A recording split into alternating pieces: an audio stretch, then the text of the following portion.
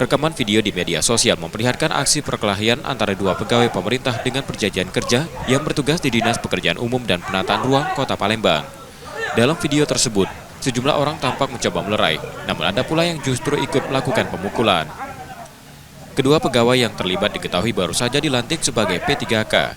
Keributan diduga dipicu ketersinggungan di media sosial yang berujung saling tantang hingga berakhir bentrok di halaman kantor.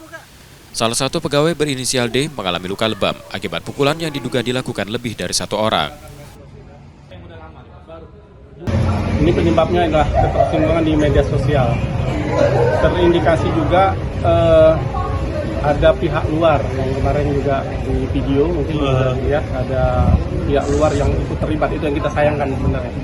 Kenapa ada sampai pihak luar masuk ke kantor ikut dalam keributan itu. Nanti kita lagi inventaris siapa mereka ini siapa, apakah pegawai PU atau pegawai PHL atau memang orang luar yang diajak ke dalam. Pak, untuk dua pegawai yang berkelahi ini Pak, itu ASN, honor atau apa statusnya Pak? P3K. P3K semua Pak ya? Maka tadi yang berdasarkan BAP kita tadi memang salah satu pihaknya di korban sudah melapor ke Polrestabes.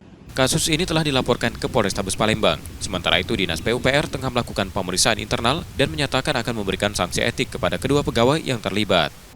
Reski Oktora, Muklas Diferensial, Kompas TV, Palembang, Sumatera Selatan.